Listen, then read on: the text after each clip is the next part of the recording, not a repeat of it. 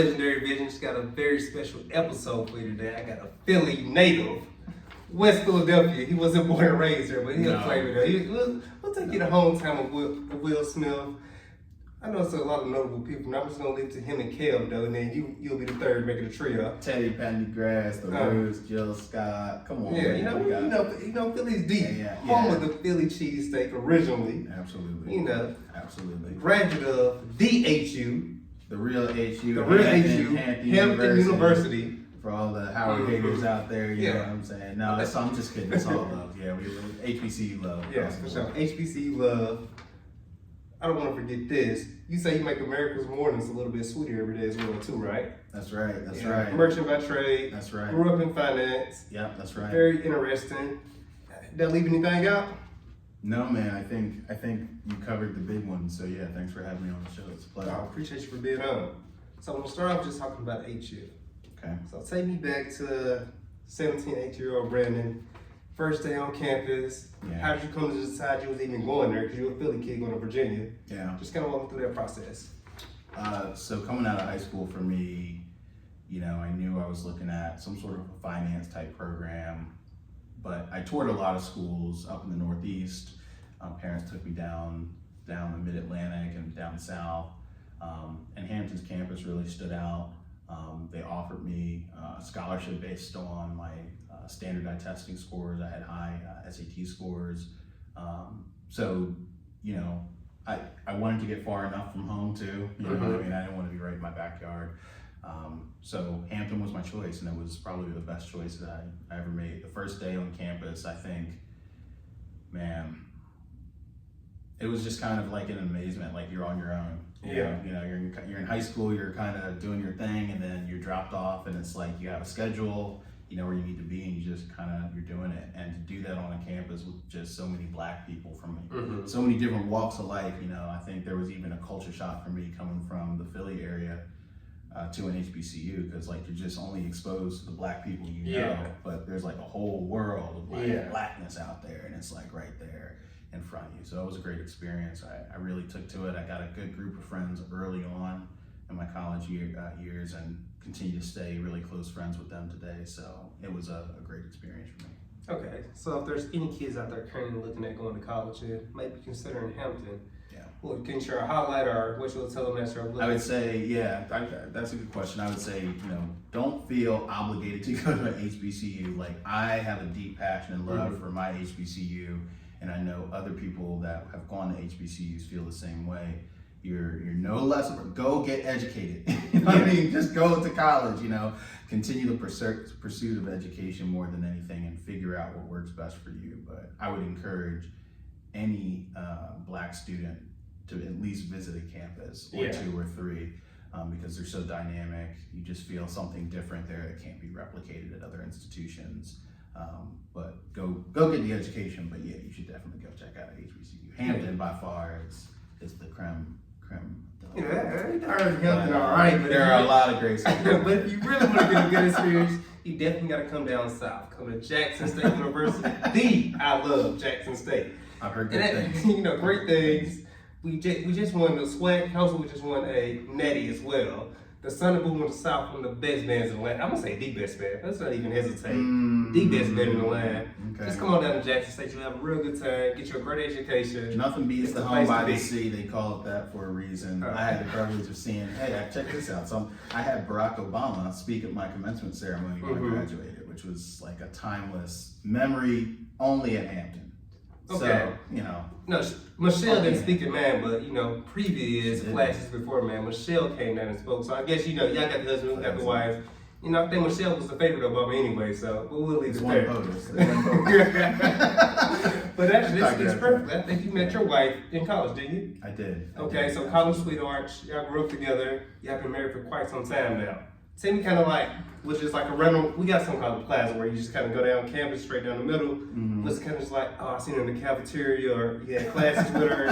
How did you and your wife meet? So I'll give the abbreviated version of the story. We were both on campus and in the same class, and I saw her while she was trying out for like an audition, which was a big deal at Hampton. They did it in the student center and like the center of campus, and they kind of paraded kind of cohorts of people down that were trying out, and I saw her, and I made it a point, I'll say, to cross paths with her later on, and from that point we kind of stayed in touch. We didn't actually kind of begin our relationship until much later, but Hampton, again, home by the sea, man. That's where you find love. At least for me. For me. But yeah, it's been a really awesome journey with my wife. She's been my greatest support system, best friend. So, and that all started at Hampton. Okay. Well, you work in corporate America. You get pretty busy. You're soon to be a father of two. You're a husband. How do you kind of just manage? Just like, oh man, I'm busy at work, busy at home. Also, you're about to go to grad school at Duke. Yeah. So how are you kind of managing your time, and how do you kind of balance it all? I mean, I don't think that there's any one single way to do anything. I think, people have different ways that they like to work, but one, in reference to the prior conversation, having a good support system really helps. And it's not to say that you can't do it unless you're with somebody, but my wife has been a tremendous source of kind of knowledge and pause, and as I'm thinking through really critical things that are going on from my career or in life, it's good to have somebody you trust. But like, I think one, you kind of have to know yourself and your boundaries, and you have to know what you want out of life. I think it takes anybody some time to figure it out, especially if you're young in your career. And then I think life has a way of putting things in front of you so that you're like, I want to spend more time in this area of my life than others. And there's a saying that people do what they care about. It's not about what you say and but rather how you act. So where you spend your time really dictates that. So in short, I think, you figure out a way to make balance. Not everything can be everything at all times. You have to kind of pick and choose when and where you want to spend your time, and things may be for a season. Okay. So now I want to kind of dive into your career. So Brandon graduates from Hampton. Where does Brandon go from there? My career began with the Vanguard Group, which was an investing mutual fund firm outside of Philadelphia. So I started there, and I ended up spending about 5-6 years there, working my way up in the investment industry until I was in the flagship services group, which is like their high net worth retail clients, and had an amazing time working there. Loved the team I had, the leadership. So it was a really great experience for me coming right out of college. Okay. So if I'm not mistaken, he was a 401k manager sometime during that period as well, right? That's later when I came to Walmart. Okay. So if I go after the Vanguard, then I started at Bentonville in Walmart, transitioned to treasury. So I was doing like cash operations for stores, treasury management, and then I went to the 401k team. Okay. And so there I managed the 401k as a manager in that position. Okay. So let's take a step back, because Hampton and right outside of Philly is not Northwest Arkansas. It's no. Smack in the face change for you, if I'm gonna say abruptly. What made you decide Walmart's the place I want to come, and also Northwest Arkansas, somewhere I can be? Well, two different questions, but I think, at that time I was engaged, and my wife had an opportunity to start at Walmart. And so based on the conversation we had, and at the time I could kind of transition work, we felt like we would make it work. Yeah. And I think that's really important, that I've come to value in my relationship is, we're both working, we have different priorities, but we have a shared kind of vision of what we want for our family. There are times where a big decision has to be made, and you have a conversation, and the move to Northwest Arkansas is what came from that. And it's worked out really well. Being here has afforded me an opportunity to work with the likes of you, and have really, really cool opportunities to do good stuff in the community. Okay. So now let's move over to your time at Walmart. So tell me a little bit about your finance career. Then also you pivoted into merchandising, which is a finance component of it, but you're also managing a lot more within merchandising. So yeah, I've always kind of had this finance adjacent type career. So I talked about Vanguard, so financial services there, cash management, kind of treasury accounting when I first started at Walmart, and then 401k management, which is more administrative, but there was a huge financial literacy component there. And then I managed bill pay and money order, which is another financial service, before pivoting over to merchandising. So, you know, I've always kind of been around the finance space and have always found it a really rewarding kind of industry, and there aren't like a lot of us there. But this kind of fork in the road moment came, and I happened to reach out to you, and you're actually the reason why I'm in merchandising, because I expressed this to you, and you were like, yeah, let me introduce you to someone, and that someone happened to be Paul Lee. And you know, because of that introduction and that conversation, you know, that he convinced me in my mind that maybe this is something that I think others have shared with me that I would probably be good at. And so, boom, here I am. So during that time when you was in finance, you probably had a chance to run across a lot of great people. You also was working with a lot of high net worth people as well. Did you just like, dang, this is really cool. I actually learned something from somebody saying, like, they look at their money and think about money, but actually implement it to like my own way of managing money, or hey, this is really good advice, or a tip that I got. I think I really respected the clients that I worked with who, you know, you work, and when people have money, there's a lot of different types of people that can have money, right? Not everybody has money is like, you know, fits one persona. But the ones that I think I was the most impressed with were those that intimately kind of knew their finances. They were really well versed in what was going on within their own personal accounts, but also the markets. And they had, you know, jobs and stuff that was outside. Like they knew enough to be dangerous, and you know, they could have you could tell when you worked with them that they knew what they wanted. They knew how what they were building with me as their advisor was helping them get there. And it made our communication a lot more smooth and easy. And that's something that's always kind of stuck with me, is the planning, the intentionality, the organizing of finances and things in your life that you can control, pointed towards a goal that you know you want to accomplish. Because then it takes a lot of the swirl out of a part of your life that is really important. And if you don't have it really buttoned up, like you said, I'm a father of two, I'm doing life has a way of introducing other elements where like you need to minimize the things that you can so that you can focus on other things. And with my partnership with my wife, we got into a really good rhythm of managing our finances, sharing what our goals were, and it's made kind of a lot of things easier for us today.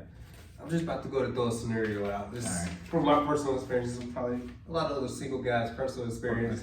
We have, you have a wife, but now, you know, me being Trey, it's like, okay, boom. It's like, I'm almost was perfect to work for Walmart, because I live in EDOP, my personal life as well as my work life. So it's like, we're not going to Starbucks every day to get that $7 coffee. I feel like that's wasting money, but if you have a significant other, they might not believe that. It's like, it's a couple coffees, it's only $7. Or it's like, we're just going out to the restaurant today. It's like, oh, it doesn't matter, I want to go to work, come back, go to the gym, come back, go out here to the grocery store, come back, or make groceries every day. So when you're managing a household, how do you balance that? Or how could you respectfully set expectations? I think, you know, like, the simple answer to this is like, it really just takes communication. Like, I mean, if you care about somebody enough, like, you know, you're going to tell them like, look, this is not how I do it. And if the person cares about you enough, they're going to want to take that into consideration. And it like, it just takes a lot of dialogue, because, you know, assumptions can be really dangerous. And if, you know, you're used to live in a certain way, and then somebody comes into your space, or you go into their space, or you're joining spaces, like there are going to be things that come up that you do differently. And so like getting into exercising that muscle of navigating those conversations through dialogue is probably the healthiest way to do it. That's really not how everybody takes it. Some people don't like conflict, some people like, you know, beat around the bush, some people just aren't honest about things. But getting into a rhythm with that, with your partners, can be really encouraging and help you build a stronger relationship, or it can be a huge red flag, and it's like, you know, maybe it's not worth us keeping this up if we can't figure it out. You know, who's going to do the dishes, or, you know, you're going to play this music at this, you know what I mean? There's like small things that can build up over time. Okay, well, finish this conversation in a second. Yeah. Probably over to, you know, now you're a merchandiser. Yeah, So man. you're merchandising now. So now you got you got a strategic side. You got a side where you got to be in the details about the finances. You got a side where you got to be dealing with operators and store operations. Right. And it's like tenfold things you got to be in tuned in and managing cross functional partners, doing several things. So how has that changed from coming up out of your previous role into this role? And what have you learned? So I would say that you pick up something from every role that you have, right? And you may not really see the manifest or the benefit of it all coming together until you're in a role that demands it. But you know, having a book of clients in the investing industry really teaches you how to communicate and build relationships, right, with people and navigate maybe more challenging conversations. Being in the 401k makes you think more broadly about the retirement space as it deals with like regulations and working more internally behind the scenes. And I think in this merchandising space, like all of those prior experiences have just kind of come to be balled up in one thing. So they all feel somewhat familiar, which is, I think, helped my learning curve. But not everybody has that. You know, there's still maybe some gaps, and that can make it really challenging. The first year, I think, is the biggest eye-opening experience, which I just passed in this role. It's like you kind of see 4 seasons of any particular business, and it does require you to go really deep and really wide on a lot of different things. But it's really fun. It's really exciting, and it's unlike anything I've ever done, or probably I can imagine ever would do in any other job. So, Would you say anything surprised you from when the merchandise, like when I thought merchants was like this versus how you're actually in the merchant seat now? I've always kind of, I think I've always kind of held in my mind before coming into the role that, merchants were kind of like this group of really confident people that kind of got put on a pedestal because of the nature of, retail, and it's like everything they touch turns to gold, and like a bit of arrogance, I guess. That's what I perceived. And now that I'm in it, like I know I'm not that way. I hope I haven't like turned into that way. Actually, but there's a lot that goes on in this role, and it is really demanding at all times. And I work with you, so I'm sending you guys text messages when I'm back home, just shopping in a grocery store, because I look at everything really differently. I'm thinking about things like all the time. So I'm glad that I debunked that myth of arrogance. I hope, I also demonstrated along working with teams and cross-functional partners that they don't feel that way about me, because that's not a brand that I would want to have. Knowing how much I'm doing every day and the impact it has and all that stuff, like you don't want to be an ambassador and wear a hat of arrogance or kind of, that's not a good look. Yeah, I just got a personal question here. So, whenever I'm in the store and stuff, now I look at the store differently. And I know what a mantra is, and it's like, oh, this broke, this not broke. What's up with this bunker? It's like, that was actually a good idea. I should do that in my business. Have that started to relay over to you yet? Yeah, I jokingly call it the sickness, because you're touched by it. Once you start looking at things, you learn about what goes into making the grocery store and a certain 4-foot section come to life. And you can't unsee it. And we're here in Northwest Arkansas, so we're in stores a lot, but even when you go outside of the area, you always kind of find yourself in some sort of a retail space. It can be a clothing store, it can be, anything, a makeup store like a Sephora, and like you're just looking at everything that's on the shelf, the lighting, the music, like it just changes, it gives you a different lens, and it's very hard to turn off. But it can be overbearing, but I think it's really cool, because you're right. You're always thinking through what you can learn and apply and change and test out. And I think the added beauty of this job is that you have the autonomy to go out and try it. You have a lot of, it's not like carte blanche, but you have a lot of freedom to try things out and experiment. Yes, you have to obviously keep your business running and have to be doing all those other things well, but that's something about merchandising for me that is one of the bright spots, because you don't have that level of autonomy. You're the person, you're the CEO of your business, literally. Like, how many CEOs do you talk to? Like, how many other times you might probably, your career is only going up from here, but a lot of people don't have that opportunity to do that and call the shots. So which is why I can see how the arrogance thing can come in too, if you're not careful. Yeah. So, sorry, I completely detracted from your question where it was going. Yes, you did. I just like the way you answered it. Then, adding on to your point, it's like one of us could actually say a Coke or a Pepsi could make a decision that their whole organization from their CEO. You've done that. I have done that. I mean, maybe not Coke or something. Yeah, not Coke, but like like you different companies. Yes. But you know, the trickle down effect for like me being an individual coming from a small town and being able to have like an impact upon a Fortune 500 company. It's pretty. Yes. It's a pretty wild thing to think about, and I've said this recently to somebody. I was like, we all work in it all the time, so we're all doing it, so it doesn't really feel like anything special. But I mean, it comes with a really, it's a really special opportunity. Is what I'll say. And I'll also say something I thought about. This is completely going off the rails, but I was thinking about it because we were meeting with one supplier, and they walked in the room. There were all these, top level people from their side that walk in, and they're going to do this big presentation. And on our side of the field, in terms of the people in our team that managed the business, it was me and two other black buyers, and that was like the representation in the room. And I was like, oh, this is dope. This is dope. Like, anyway, okay, all right. So I digress. Yeah. Very cool job for sure. Okay. So if there's anybody looking to get into either finance or merchandising, that might be fresh out of the university, or even just thinking about what do I really want to do, like how should I pivot or something like that, what advice would you give someone that's like, hey? Okay, I would say two things come immediately to mind. One is like you got to talk to people, you got to communicate, network. And I don't say networking to mean this big thing, but like just talk to people, ask questions, take people out to coffee and just learn about what it is that they do, because you'll find these connections that introduce you maybe to people that are closer, if not in the area that you want to be.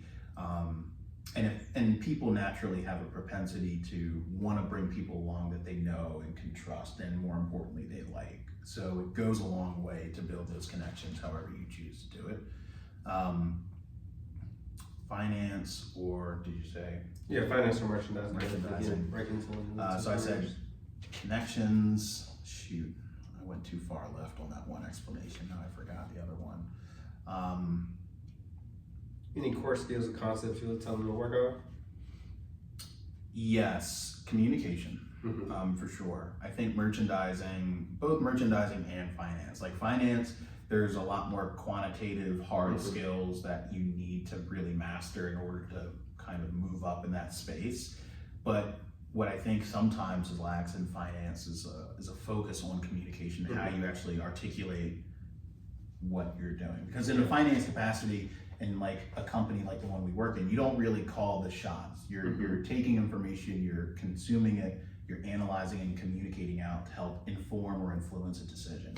You're not the decision maker. So that communication skill is like hyper important, and people that do that really well, I think, have a much higher trajectory for their finance careers. So like, yes, know the numbers, be really comfortable in that, take any courses that you need to in order to sharpen your ability to big data, things like that, Excel, crunch numbers, accounting, that stuff, but you also have to communicate. Merchandising communication as well, because you're taking not just financial data, you're taking marketing data, you're taking market analysis data, and you're always trying to tell a story about either what's going on in your business, what's going well, what's not going well, opportunities that you want to go after. So I would say communication is like, there's a lot of stuff though in either field that you can learn while you go. Like if you're starting your career in finance, you're gonna be an individual contributor more than likely, and you're gonna have to build your muscles in doing certain things. Certainly with merchandising too, like you kind of started with a smaller category or supporting something, so there's a training grounds. So use that to get really familiar with how people talk, the cadence, and then build your communication skills like that. I think that will serve you anywhere, in addition to networking, which you can apply your communication skills to as well. I just want to bring up something about networking. It's actually connects to that's for how I met you. So when I first came down here, I was in the associate merchant development program. So we went out to a happy hour one afternoon, and I met a lady named Jasmine. And Jasmine does Black Owned NWA as well. She owns the Black Owned Paper Company. Shout out to them, man. They actually just went on Shark Tank and they got an investment from that's right. one of the sharks. So I met her. She was like, "Hey, Young Professionals in the Urban League is doing an event this Friday. You should come. You see people like you, meet new people. You should come." From that event, I met Autumn as well as Alicia. That's right. So they got me introduced. I'm like, okay, yeah, keep coming in, like, you know. All right, so boom, I came to a couple more events. Ended up wanting to do an event in Springdale. Met you. Then Alicia connected the dots. We started meeting for coffee. It's like full circle. Yeah. So now thinking about that, your involvement, you was the president of Young Professionals at Urban League in Northwest Arkansas. Tell us a little bit more about that. What is Young Professionals? What's the Urban League, and how you got involved? Yeah, I think it's important to kind of understand for people that don't know who the organization is, like what that's even all about. So the YP, as we call it, is an affiliate of the National Urban League, which is an organization that started as a, way back and really gained traction during the civil rights movement. So we operate under a certain number of pillars, but we're a community organization, right? So everyone, the YP is for young people that are of, professional age, I guess, defined by the age of 21, I think, to start. And we get out in the community, we celebrate each other, we have a good time. Our pillars are housing, health, education, civic advocacy, and housing. Did I say that? 1, 2, 3, 4, 5. I hope I got that right.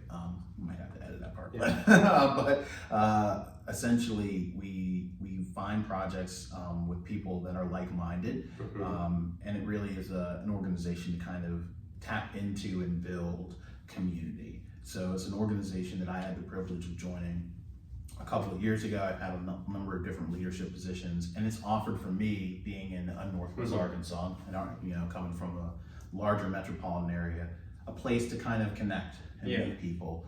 Not everybody we met with becomes a member, and that's fine, but we really just want to have people that look like us, that we can go out and do good work. And it's been a great source of connection for me and my family within this larger community where we otherwise, did not have any. Okay. So let's talk about some of the events and stuff. We actually helped host an event. We did a financial literacy event at the library. Yep. Host that event, which involved Henry Washington, which is a co-host of the Shout Daily out, Pockets man. podcast. Doing amazing stuff. Doing a lot of amazing stuff.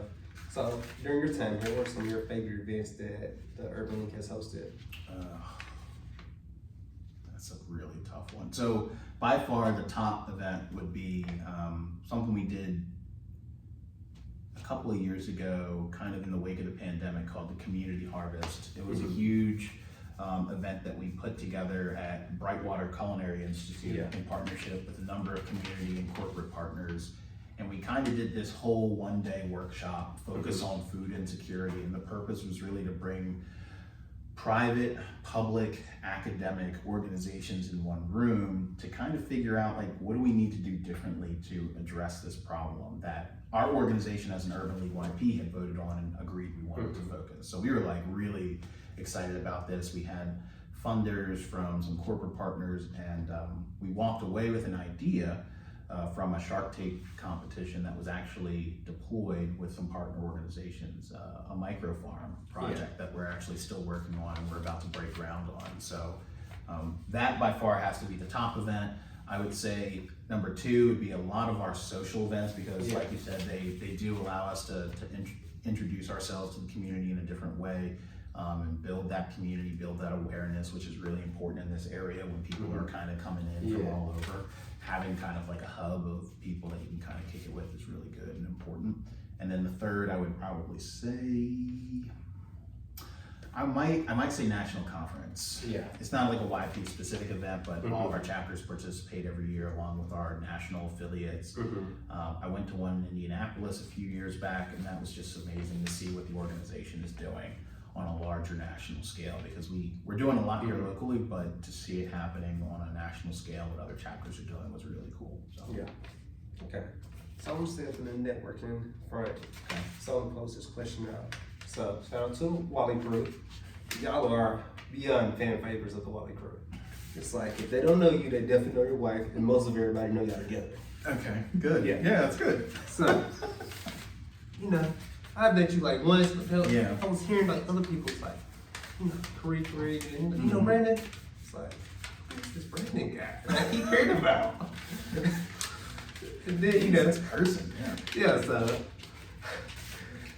a couple weeks go by, I see you again in a different Yeah. band. I'm like, oh, I remember this guy. yeah, And they friends like, yeah, that's Brandon. I'm like, oh, okay. yeah. You know this career Connect the husband. dots. I'm like, oh. Brandon Claybrook and Curry Clay. Yeah. I was The like, dots. it makes sense. It happens. Yeah. But you gotta have like a wide network of people just to look at y'all just like, this is like essentially family, the way that like Janae, Kamira, everybody talks about y'all. Yeah.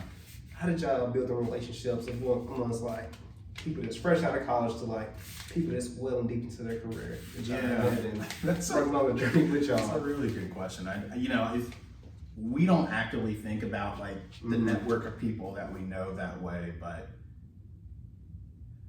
if I were to think about it, we do have the privilege of getting exposed to meeting a lot of people, and that's for a couple of different factors. Like one, like I'm a proud member of Alpha Phi Alpha Fraternity Incorporated. My wife is a member of Delta Sigma Theta Sorority Incorporated. We are both active in our organizations, which introduces one particular network of people.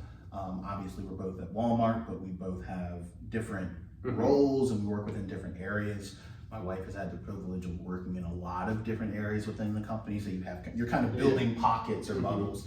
We just talked about Urban League, which is outside of Walmart, but also touches like Walmart people like yourself and people from Tyson and Pun and other companies. So, you just find yourself as you connect and as you engage in organizations and build community, and then the bubbles start overlapping and then people just happen to start knowing each other and it just happens that way. And we've been here for, I don't think it's been a full 10 years yet, but closing in on it. So, I think it's just kind of happened that way. And we really value like I said earlier, we really value the friendships and connections we've made here. I think that's one of the biggest surprises I've had coming to Northwest Arkansas. Because if you had asked me before I moved, like if I would have like this many people that I now consider really good friends and really deep relationships, like I wouldn't have thought it. But it's here and we've been intentional in some ways and in other ways not, and trying to build that community. So that's happy. That's good to hear. Okay. We look at all our people as locked arms and arms here. We're all here together. Just one thing I could actually tell about Northwest Arkansas is just like the community of Black people up here is like almost on like no other. So I agree with that. No, I like, absolutely agree. Even if let's say two people disagree with each other, it's a disagreement. It's not like a problem. It's not an issue. No. It's almost like a family. It's like it like is really family interesting. and a very close knit. Yeah, it's like really good. I mean, you think about it. People are coming here.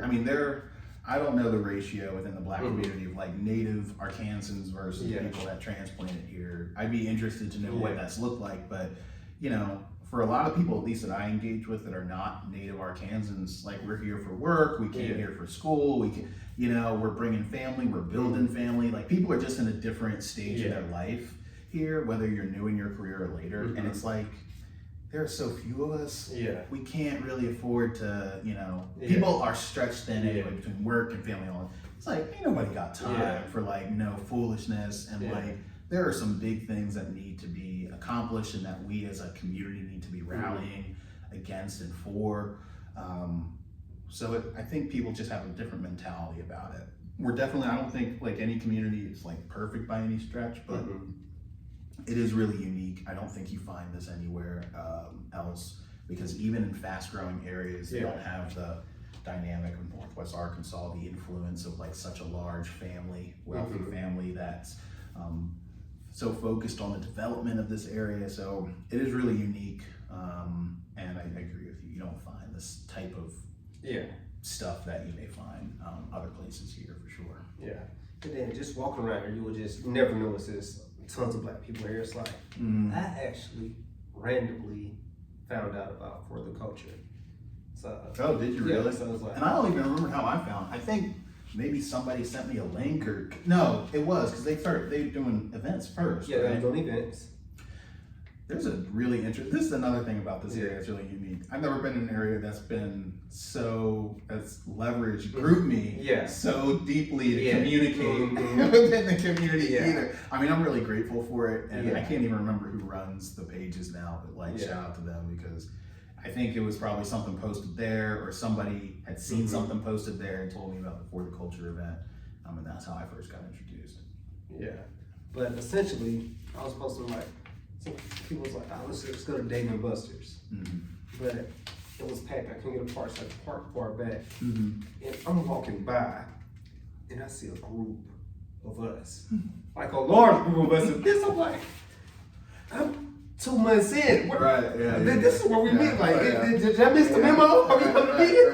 Right. So I come in and oh yeah, we're for the culture. We do A, B, C, and D. And it's like, hey, bro, I'm coming to us. I'll chill here for a minute. I might slap a little later, but it's super dope. I think that's one of the other things that's really cool. It's like super dope that people are finding opportunities to get together, whether they form like a group like For the Culture, they just kind of create spaces. I think like you walk around and see Black people now, that probably wasn't the same even as not even far back as a couple of years, right? But like there are a lot more Black people here now. And again, I think stage of life is some people, especially younger people that don't have the obligations, maybe a family and other things. They're like, we don't see the spaces, so we're gonna go and create it. And they're talking to businesses, they're lining stuff up, and it's coming together really well. And I think there have been different iterations of that. Some have like really done like music moves, Anthony Ball and them, they've done like incredible stuff. But it's really cool to see, because it's creating more of an environment where we can feel a little more comfortable and feel like we can kind of raise our family and do stuff and see us. Then the area is sneakily diverse too. It's like because you got like a strong Indian population here, a strong Hispanic population. It's like there's a growing and strong Black population. It's like we're actually getting like this. We've gotten a lot of media coverage about being the places in the country to grow, but I mean now a lot of that stuff is corporate driven. But it's still having the same outcome. You still are creating. You have huge Indian communities now. We've already had a sizable Marshallese communities, Hispanic Latinx communities here. But this area is definitely getting way more diverse, and it's growing from the kind of isolated pockets or towns that it used to reside in, and now becoming way more prevalent, which is a good thing. I think it's good to see. Okay, I got a couple more questions on that, and then we'll go to our fatal four. So just looking at Northwest Arkansas, so I'm a bit advocate because I actually want the people to come and realize what Northwest Arkansas is, and then for the people we do got here, I want y'all to stay. Right. Just in case I decide to stay for the long time. So selfish motivation. Like, I'm gonna be here, so I need y'all to stay here with me. Like when I'm gone, like I don't care. It's not necessarily what you do, but who you doing with it, and if y'all enjoying yourself. So what are some of your favorite things to do in Northwest Arkansas? I think this has changed a little bit since I've had my first son, and now that I'm getting ready to have another kid. Like the fun looks a little bit different, or we're kind of redefining what fun really is. So like post kid, like when you've got a young child, like you like to go out and do fun things. But that's not what you're asking. Like you're talking like generally. Yeah, generally. Like, all right. So all right. So a couple of things. One, I love to get out to Crystal Bridges. I don't care how many times I go. Like I really like to stay up with the exhibits and stuff. I'm a low key kind of like artsy guy. So like I love going there. It's like date night with my wife. Can't beat it. Just quiet. You can have dinner at 11. It's really fun. Before you go to your next point, gentlemen, Crystal Bridges is paid for by Alice Walton, the richest woman in the world. Yeah. So that means there's a lot of free exhibits. You don't got to come out your pocket. It is a world-renowned venue, like a museum, and with due cause, and they're building on it right now. So she's committed a lot of money to it, and it's growing, and it's the perfect place for a romantic evening or just a casual, whatever you're into. So like by far, that's great scenery. They actually host a lot of events here that's free as well. Yeah, that's right. There's some free events, but there's like a lot of free events. I went to a couple of them. Yeah, it's like really good. And they have a lot of space for community events and shows and premieres. They do a lot of really great stuff at Crystal Bridges. So if you're not kind of tapped into what they're doing, I would recommend doing that. On the post-parental side, the Amazium, which is like the kids' museum of the Crystal Bridges, is really fun. I know our son really enjoys that, so we like going out there and having a good time. Two, a gem that I found because of my work with the Urban League, there's like this brewery out in Eureka Springs called Gotta Hold that it's kind of like out there a little bit, but really quiet, really good beer. They have live performances, beautiful outdoor kind of seating area. We've kind of gone out there, and that's kind of how we've started experimenting Eureka Springs to a certain degree. It's good to get out, like, you know what I mean? And this area can be bogged down and stuff, and a lot happens in Northwest Arkansas, but getting out to Eureka every now and again can be nice. And we really like Gotta Hold. They've been a good partner for us. In the Urban League and outside, they're really good people. 3 top things to do. Theater Squared. I've made a commitment to myself at the beginning of this year that I need to get out there a little bit more. There's always a really good show. Again, I said I'm a little artsy, so I'm all for the theater, and they have really cool events out there too. So this might be the year that we get, you know, the kiddos out to see a play or something, but I don't know. But I really like all 3 of those venues would be some of my top picks. Yeah, but you left out a couple key events that got to put in. Okay. So if you haven't been to a Fresh Friday in Bentonville Square, you Of definitely got to go to course. It's also an event you get like a lot of corporate sponsorship, and everybody kind of goes and has a good time. First Fridays is like, you know, classic. You can always count for having a good time there. First Fridays, family friendly. Yes, Very absolutely good. family friendly. Yeah. First Thursdays, Fayetteville. Yep. They can do something similar there. You didn't talk about the big Juneteenth event that they do here every year. Yeah. Juneteenth. This big event they do here. I think it's the 3rd or 4th year just coming up. They're about to be doing it. Yeah, we've supported the Juneteenth events and a couple of years from an Urban League perspective, and I know they do a really good job of putting those on down here too. We've been to a couple of cookouts in Bentonville. Always good. We always try to get out to support the Juneteenth events. We'll be trying to get out and support the MLK events. Like, it's so important that those events are supported by the entire community, because I think we're in a time where a lot of that might be under attack. So this year and going forward, I hope everybody commits to getting out to some of those Juneteenth MLK community events. They're really important. Yeah. So I feel like Juneteenth's a big one. For the Culture does a big sneaker ball every year. It's always a blast. I heard about this, for the first time. I was late to the party because it's been a few years. I think they did it 3 years so far, and it's about to be their 4th year coming up. Yeah. They do that. They also do a Black Owned Expo every year that Jasmine and a couple more people do. I actually just saw the first Instagram, I think, post about that. So that's another great event for sure. So it's like tons of great stuff. I want to make sure I'm not missing any major things that happens here. CLP, I'm not sure if you've seen. I think it's CCL. The Community Cohesion Project. Yeah. That's what you mentioned. They just had a huge event, I think. Yeah, just had a Break the Ice event. Break the Ice. And those have been going on for a couple of years now. They've built up some really good momentum with those. Those have really strong turnouts.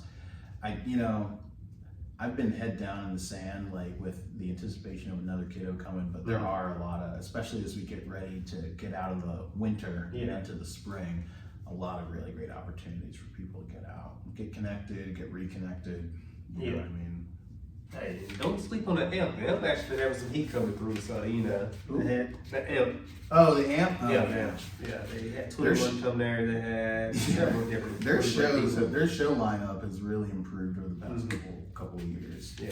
We were struggling to get some artists I think our culture would really want to see up until more recently, but the show between the amp, you got the Momentary too, that has some really good shows.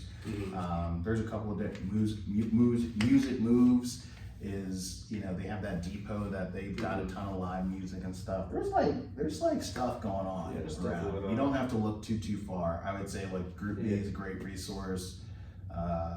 The Jazzy and Jay do great stuff of keeping people updated and all the stuff happening too. Yeah, and then I'll be pronounced like you got Dixon if you still like looking for the college vibe. You got always got Dixon. That ain't my speed, man. That's like I'm just saying. If you're 21 to 25 coming out here, don't have a good time. Dixon might be your vibe. Get up, get out if you're trying to get up on your fitness journey. You can walk and run. Shout out to Destiny who runs that. What else would I be missing? I think that's pretty much everything, but there's always tons of stuff going on. They have a lot of great comedy shows. They were actually center. perfectly. Man, there's been growing boxing shows too. Oh, yeah. My man Bernard Oliver, shout out to him, and there's some boxing action going on too. So it's like I've even seen my man Urban Camacho. Shout out to Urban. He's a big fan of wrestling. Yeah. There's like wrestling matches that pop up around the area, man. So it just seems like, you know, since I've been here, like I said, closing on 10 years, even in that short amount of time, there's been people are coming. They're not sitting on their laurels. They're getting up and they're trying to make things happen and create spaces where, you know, people like them want to kind of have a good time, and I think it helps. That's what something I think this area has not definitely had before, and it makes it, you know, as I grow and I, you know, look at my kids and what I want them to seek out to achieve. I want them to be well balanced. I want them to be exposed to things. I want them to be knowledgeable, ask questions, and I think having an area that allows you to do that. Young people are doing really great things. People like yourself going out and taking action on stuff is really helpful. So keep up the good work, man. Yeah, so I'm about to give a list of places that's close just to Northwest Arkansas. Dallas 4.5, Tulsa's an hour away from Northwest Arkansas. How fast are you driving? I'm saying Northwest Arkansas in general, not just Bentonville. Oh, okay. You gotta look at the total Northwest Arkansas. So from Bentonville to Dallas, it's about 4:15, 4:30. Then if you're looking at Bentonville to OKC, it's 3. I had that set to my house. Sorry, I was like, wait a minute. Yeah. That's right. Yeah, Northwest Arkansas in general. So St. Louis is pretty close, Memphis is pretty close as well. Yeah. You get out there fairly easy, you don't have to worry about it. I think Spending a ton on the flight. I think you covered most of the close surrounding metro areas. For sure. So if you not just trying to stay every weekend, it's nothing to get you a weekend trip in. Now let's move over to our Fatal 4. Okay. So it's 4 fire rapid questions that I asked everybody. Oh, Just fire off the top of your head. First thing that comes to mind. Okay. We're going to start off hot. Question number 1. If you walked outside today, somebody cut you $1 million check, what you doing with it? I'm asking a question. With the check? Yeah, it's like boom news. Hey, Brandon. No, I'm not. No. I'm super suspicious out the gate. Like, I'm looking like this might not have been the answer, but yeah, I'm asking a lot of questions before I do anything with that check of money because I don't know what I'm committing myself to. Yeah. Okay. I'm suspecting. I'm sorry. I can't just take $1 million from somebody like that. Okay. So if you had to choose, you can get you a $100,000 credit line, or just get you a $100,000 cash to go start a business. Which one would you take and why? But it'd be the credit line for sure. Okay. Credit line. You know, why spend my own money and spend somebody else's money? Spend my money. Yeah. That's like kind of finance 101. Okay. Credit line. All right. If you could network with any one person, who would you go network with? Dead or Tyler Perry. Tyler Perry. Yeah. Okay. Yeah. Tyler Perry is I don't know, it's someone that just comes to mind as a positive black force that does amazingly good work and has a very broad network of people. So Tyler Perry, you get the finance, obviously entertainment, but the philanthropists, the movers and shakers, like anything and everything, because I just think he's just that guy. Okay. Last question. You get a free trip anywhere you want. You got 30 days. They're gonna take care of your flight, your hotel, your food. You can go anywhere. Where are you going? That's a tough question to ask a guy expecting his second kid, because I'd like to go a You lot of know, places. Is it just me? I got questions. Is it me? Well, Can I bring my plus one? You know, you can bring Like you and your solo? wife, Okay. and then you know the Is this parents, her, and the grandparents are gonna take care of the kids. So no kids will listen. Yeah. Okay, all right, Yeah. cool. Thank you for framing that up. I had to get that out because I was going to answer that a little differently depending on how you answer. Yeah. I think I gotta go with her in 30 days. Yeah, I get 30 days. Man, I think I'd go to West Africa. Okay. I think I'd go to like Senegal or someplace. Okay. The reason why is because one, that's on our one of our travel to bucket lists is to get to the motherland in general. Senegal, for me, I think I have some ancestry there. Yeah. So I would love to go out there with her and just be in the culture, especially if everything is kind of covered, and just disconnect and be amongst our people and be out there. That's what I think. Okay. Any closing words or remarks to lead to the crowd? I would say thank you for having me again on the show. Like, I've seen this kind of grown and you grow in the time that I've gotten to know you, and I know you just don't invite everybody up here, man. So thank you, and keep the good work. For the good people out there, I just say, man, keep pushing on, man. Like, find the balance, find whatever works for you. You know, don't bring anything into 2025 that you don't need to, because you're going to need all your energy, you're going to need your focus, you're going to need your commitment and your passion for everything that this year is going to hold for you. So, you know, get your mind right, get your money right, you know, get those connections right, communicate with each other, communicate with yourself, man, and be blessed. That's all. Okay. Hey, y'all stay focused, y'all stay motivated. And before we go out, y'all stop being humble. Y'all don't got to. Celebrate yourself. You work hard, you'll achieve something.